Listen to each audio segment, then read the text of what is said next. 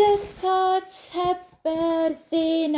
ጽናት በስተመጨረሻ አረገዘች። ኪራ በደስታ አበደ።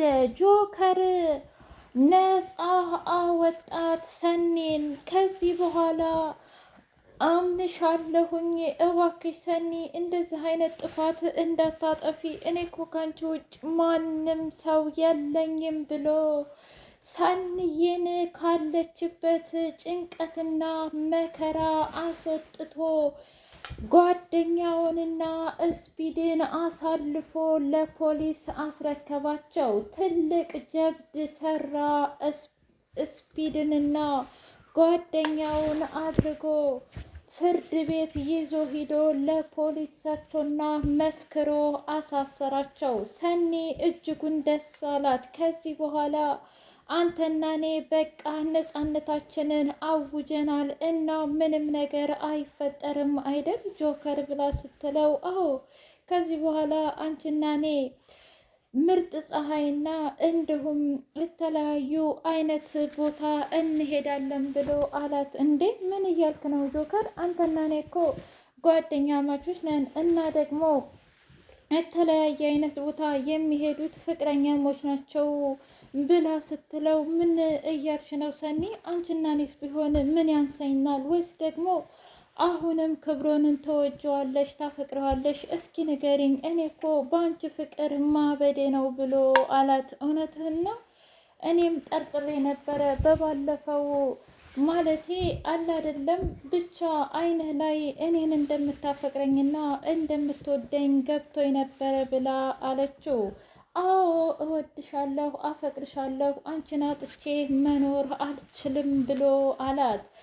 ከዚህ በኋላ ኒና እጅጉን ደስ ብሏት ትንሿን ጠርታ ምንም ነገር መሆን የለባትም ጽናት ነፍሰ ጡር ናትና የምትበላውን የምትጠጣውን ምግብ እየተጠነቀቅሽ ብላ ለትንሿ ነገረቻት። ኪራ ምንም አትሰሪም፣ ውሃ ሳይቀር እኔ ነኝ የማጠጣሽ እያለ ቤታቸው በደስታ ተሞላ።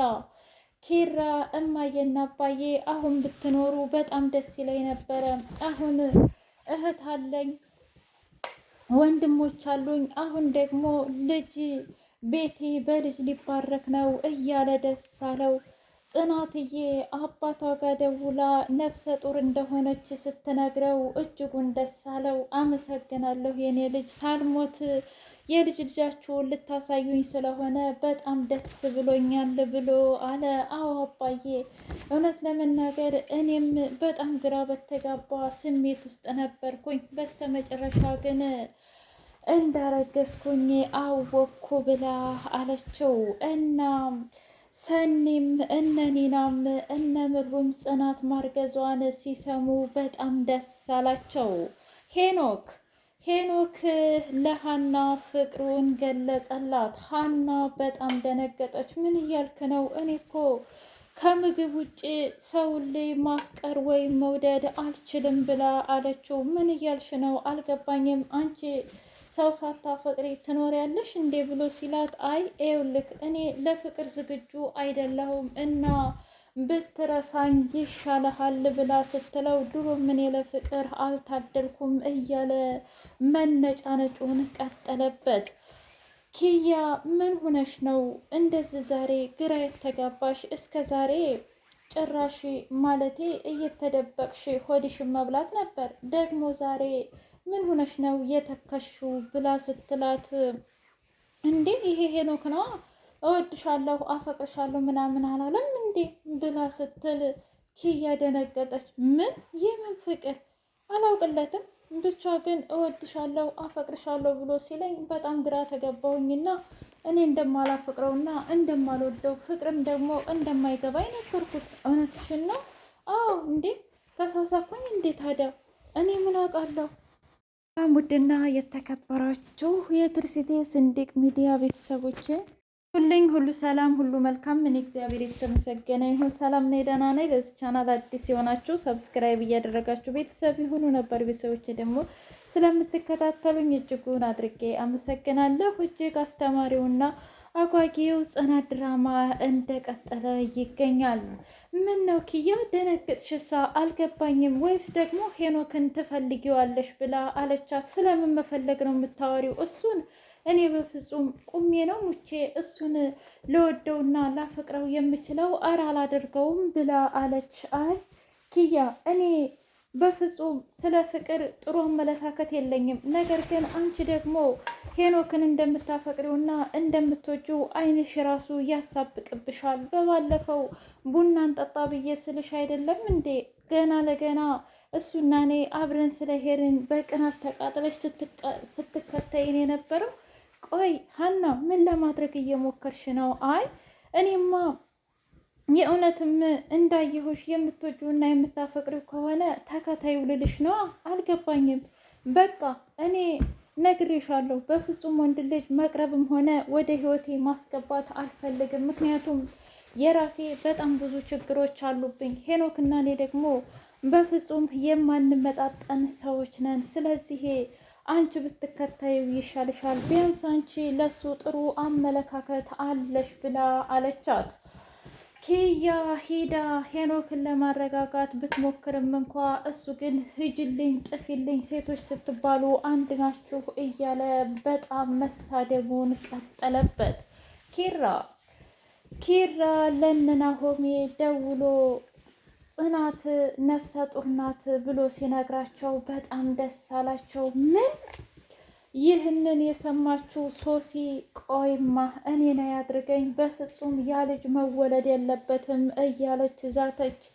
እንደዛ አሽቀንጥራ እንደጣለችኝና ሻንጣዬን እኔ ራሴ እንዳወጣ ስላዘዘችኝ ብቻ ጽናት ከዚህ በኋላ ዋጋ ትከፍላለች እያለች ፎከረችባት።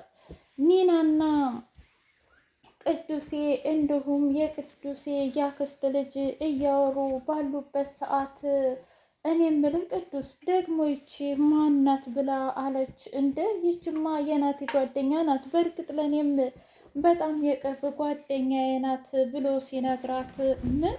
ቆይ እኔ የምልህ አንተ ከመቼ ወዲህ ነው ሰውን ልጅ መውደድና ማቅረብ የፈለግከው? አንተ በዛች ስሟን ራሱ መጥራት አልፈልግም። በእሷ የተነሳ እንደዛ መጎዳትህንና እንደዛ መሰቃየትህን እረስተህ ነው እንዴ እንደዚህ የምትሆነው?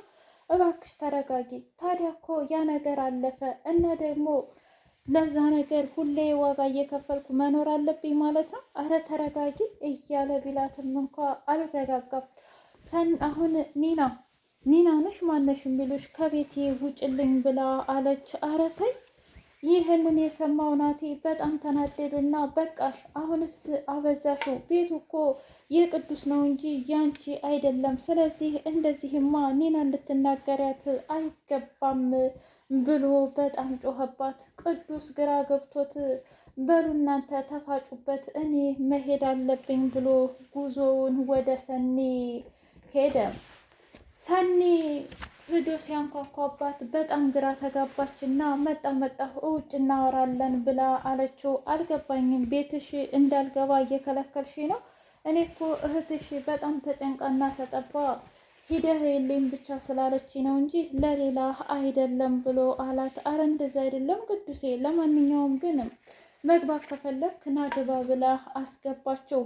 ቤት ውስጥ ጆከርንና እንዲሁም የስፒድን ጓደኛ ሲያይ በጣም ደነገጠ።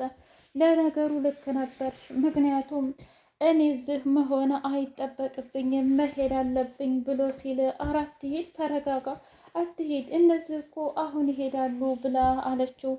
ትሰሚኛለሽ ሰኒ፣ እኔ ምንም አይመለከተኝም፣ ነገር ግን ችግር ውስጥ ገብተሽ እህትሽን እንድታሳስቢያትና እንድታስጨንቂያት ስለማልፈልግ ነው። በዛ ላይ ደግሞ አንቺ ሰሞኑን ከኛ በጣም እርቀሻል። ጽናትም ጋር ሆነ እኛም ጋር እየመጣሽ አይደለም። ችግር ካለ ተናገሪ ብሎ አላት። አረ በፍጹም ምንም አይነት ችግር የለም። እናንተም እዛው ችግራችሁን ፍቱ፣ እኔ ስራ በጣም ቢዚ ስለሆንኩኝ ነው ብላ በጣም በትልቁ ዋሸችው። እንደዛ ከሆነ ጥሩ፣ ለማንኛውም እህትሽ አሁን ደግማ ስለምትደውል ስልክ አንሺላት ብሎ ሄደና ቅዱስ በጣም ግራ ገባው። ይች ልጅ ምን እያደረገች ነው? እነዚህ ወንዶችስ በባለፈው የታገተችውስ ልጅ አንዱ ይህ አይደለም እንዴ እያለ በጣም ግራ ገብቶት ቢያዋያትም እንኳ እሷ ግን ምንም አይነት መልስ ልሰጠው ፈቃደኛ አይደለችም። እስኪ በጽናት ማርገዝ ማን ነው ደስ ያለው?